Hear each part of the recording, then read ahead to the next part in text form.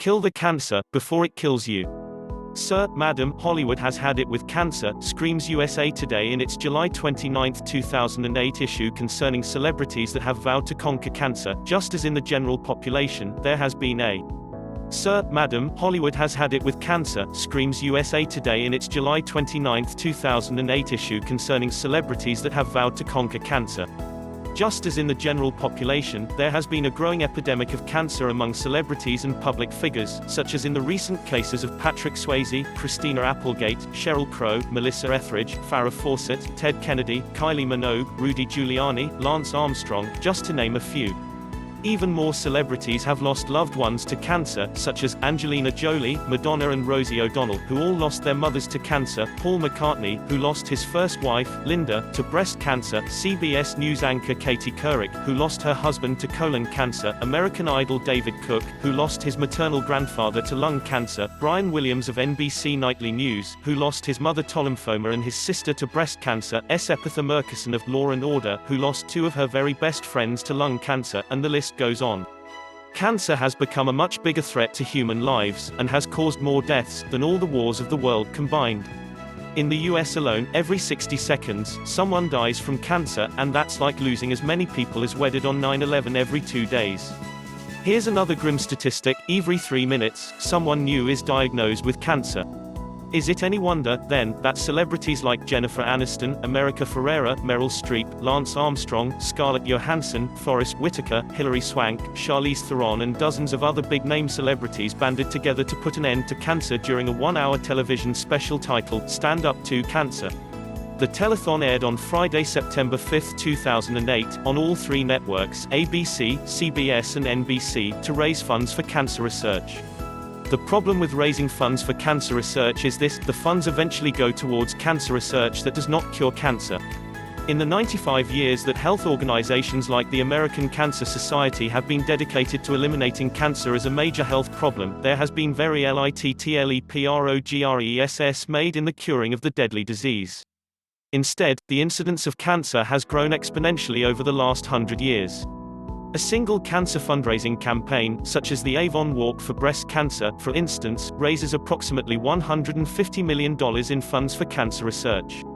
Tens of billions of dollars have been raised by all the fundraising campaigns combined, and yet, according to the American Cancer Society, there's still a 41% probability that an individual, male or female, will develop cancer in his or her lifetime, or die from it. Why have all the billions of dollars raised for cancer research been futile in curing cancer? Many people, including the chairman of the Cancer Prevention Coalition, Dr. Samuel Epstein, state that the priorities of health organizations that claim to be dedicated to finding a cancer cure are economically motivated, and reflect conflicts of interests with the pharmaceutical industry, the pesticide industry, and the mammography industry. Another reason why attempts at curing cancer have been futile thus far is because the funds raised have been allocated to raising public awareness of the merits of the three conventional cancer therapies, that is, chemotherapy, radiation and surgery. And yet, oncologist Dr. Tullio Simoncini states that according to his polls and questionnaires, 75% of doctors say they'd refuse chemotherapy if they were struck with cancer due to its ineffectiveness and its devastating side effects. In fact, the medical journal, Clinical Oncology, published the results of a study in December 2004, wherein it was shown that chemotherapy has a success rate of just over 2% for all cancers. That's a failure rate of 98%. Therefore, funneling research funds towards the advancement of ineffective therapies that don't eliminate the root cause of cancer will always be a losing proposition. The fact is, the business of curing cancer, or any disease, for that matter, has become an overcomplicated system that is usually invasive and expensive. More often than not, it also does more harm than good, and the good that it does is limited to relieving only the symptoms of the disease, and not its cause. But now, there is a simple and natural therapy that is scientifically proven to eradicate cancer, without the need for surgery, drugs or radiation. In fact, this therapy has been prescribed and administered by more than 15,000 European doctors, naturopaths and health practitioners to heal not just cancer but most other diseases, including AIDS, heart disease, Parkinson's disease, Alzheimer's disease and diabetes, to name a few. Before I found this therapy, my father died of colon cancer in 1999. It was painful for him, but maybe even more painful for us, his family, to watch as he writhed in agony during the last 6 months of his life. If you ever witness someone you love die like this, it will change your life forever, just as it has changed mine. If you thought that experience must have been awful, my nightmare continued when, not long after my father died, my sister was stricken with cervical cancer, and then my mother was diagnosed with breast cancer. Both of them are in remission now because their respective cancers were surgically removed. But I couldn't help but fear that their cancers would recur just like my father's cancer did after a few years of remission, and I was afraid that they, too, might die just as my father did. This is why I've been tireless in my pursuit to find a cure for cancer, to save the lives of my beloved mother and sister.